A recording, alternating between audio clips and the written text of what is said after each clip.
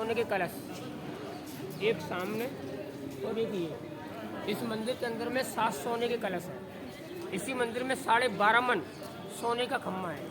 ये पूरा मंदिर 1.5 किलोमीटर बना हुआ है। उत्तर भारत का सबसे बड़ा मंदिर बोलते हैं। ये मंदिर किसने बनवाया, क्यों बनवाया, ये मैं आपको बतलाता हूँ। राधे राधे। राधे राधे। श्री लाल की जय हो। अपने अपने माता पिता की जय। देखो जी, आप लोग जो वृंदावन वृंदावन बोल के जो वृंदावन आए, ये वृंदावन क्या है?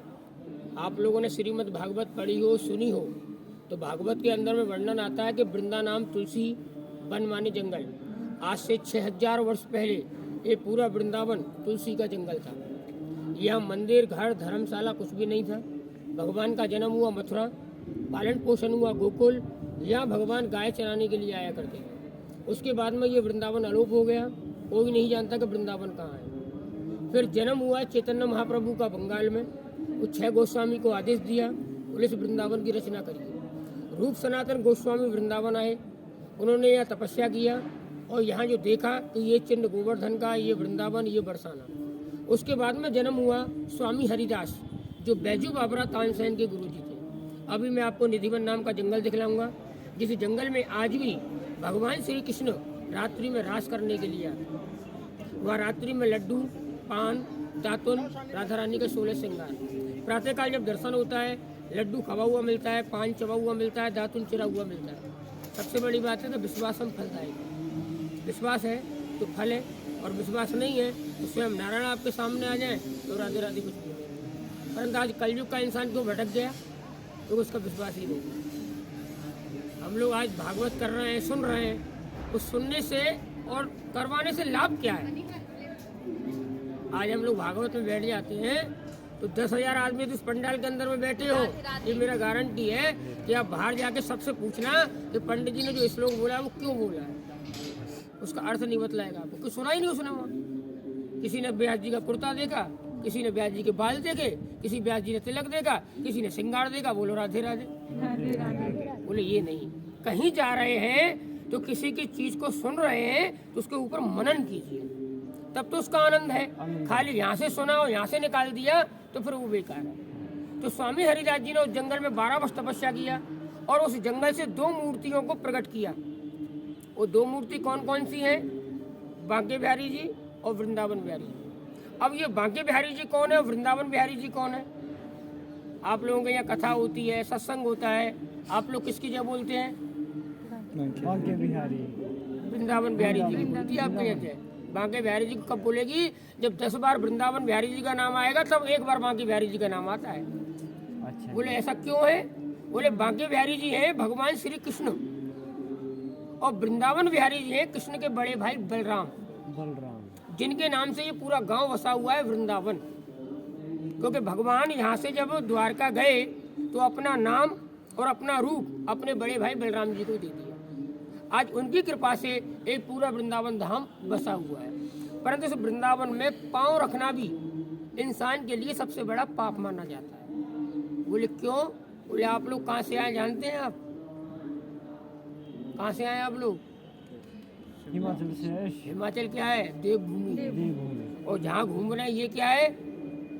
ये है ब्रज भूमि। जहाँ स्वयं आपके देव ने जन्म लेके घुटमन खेला, वो जगह है ये।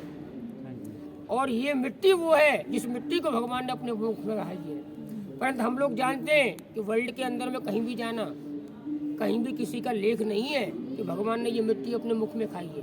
परंतु हमारे ब्रज का लेख आता है कि भगवान ने हमारे ब्रज मंडल की मिट्टी को मुख में खाया है। जब हम लोग वृंदावन घूमते हैं तो हमारा पाँव कहाँ पड़ता है? उसी मिट्टी के ऊपर में। हम लोग कहाँ थूकते हैं? उसी मिट्टी के ऊपर में। हम लोग अपना मलमूत्र कहाँ त्यागते हैं? उसी मिट्टी के ऊपर में। तो हमको अपराध होता है। उसी अपराध को काटने के लिए आपको यहाँ बार बार में भगवान का जय बोलना पड़ता है। ये जो देख रहे हैं ना, ये तुलसी। हाँ जी। आज भी आप लोग इस वृंदावन में 2.5 फुट 3 फुट गड्ढा खोदेंगे तो ये तुलसी की जड़ निकलता है। और हमारे हिंदू समाज में हम लोग तुलसी की पूजा करते हैं, तुलसी के ऊपर में पाँव नहीं रखते। ये जो मंदिर देखेंगे अभी आप, इस मंदिर का नाम है रंगनाथ मंदिर। ये मथुरा के सेठ थे लक्ष्मी चंद जैन। उनके पास में धन दौलत बहुत था, मगर कोई औलाद नहीं थी। आप लोग जानते हैं कि धन कितना भी हो, यदि औलाद नहीं है वो धन बेकार है। सेठ जी 4 धाम गए, मन की इच्छा कहीं भी पूरी नहीं, वृंदावन आए।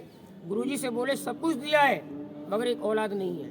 गुरुजी ने बताया यहाँ का सबसे प्राचीन मंदिर वृंदावन बिहारी जी दाऊ जी महाराज, उस मंदिर में जाओ, ठाकुर जी का भोग लगाओ। जब आप लोग भोग लगाते हैं तो मंदिर से आपको दो चीज़ मिलती हैं। पहला प्रसाद जो अपना घर गांव में ले जाके बांटोगे आप, क्योंकि जब लौट के घर जाओगे ना तो आपके नाते रिश्तेदार अड़ोसी पड़ोसी ये नहीं पूछेंगे आप कितना खर्च करे आए, खाली यही पूछेंगे वृंदावन गए थे, बोले हाँ जी, बोले प्रसाद लाए क्या, हाँ पूछते हैं बिल्कुल। यही पूछेंगे, ये नहीं पूछेंगे कितना खर्च करे आए आप। जो खर्च करेंगे वो आप अपने सुख के लिए कर रहे हैं, तीर्थ के लिए कुछ नहीं कर रहे हैं आप। जो तीर्थ का क्या है, बोले सिर्फ दान। इस तीर्थ में हम लोग आते हो जो दान धर्म कर जाते हैं वो तीर्थ के लिए, बाकी का जो भी जितना भी खर्च किया वो आप लोगों ने अपने सुविधा के लिए। तो वही सेठ जी ने किया। वो लेकर जो यहाँ वृंदावन आए, मेन मंदिर गए, ठाकुर जी का भोग लगाया, तुलसी का माला लेके अपने घर गए। उनके यहाँ लड़का हुआ, लड़का की खुशी में ये 1.5 किलोमीटर में मंदिर बनाया और गुरुजी के लिए दान में दे दिया। अपने माता और पिता के नाम से 81 मन सोना और 41 मन चांदी इस मंदिर में दान में दिया है। इसमें के 12.5 मन जो सोने का खम्भा देखेंगे आप वो अपना माँ के नाम से लगवाया, सोने के कलश वो अपने पिता के नाम से।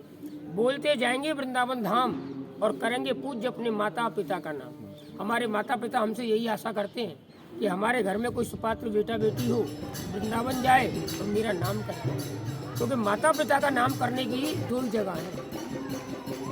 वो 2 जगह कौन कौन सी हैं? आप लोगों ने गया का नाम सुना हो। हाँ जी। गया में हम लोग क्यों जाते हैं? अपने माता पिता का पिंडदान के लिए। पिंडदान की। और वृंदावन आप क्यों आते हैं? बोले वृंदावन में पिंडदान नहीं होता है, वृंदावन में होता है अन्नदान, गौदान और अपने माता पिता का नाम दान। क्योंकि ये शरीर को तो काल खाता है, नाम को कोई काल नहीं खाता है। इसलिए वृंदावन में जितने भी ये मंदिर देख रहे हैं आप, ये किसी सेठ ने अपने पिता के लिए, किसी ने माँ के लिए, किसी ने बेटे के लिए ये वृंदावन में मंदिर बनवाए। एक बार प्रेम से बोलो माता पिता की जय, थोड़ा ताली बजाओ और हंसी करो जी। एक बात बोलूं बुरा ना लगे, लाइक ये शेयर हिमाचल कमेंट वालों की एंड हंसी नहीं सब्सक्राइब द चैनल। है। बात सब में राधे राधे।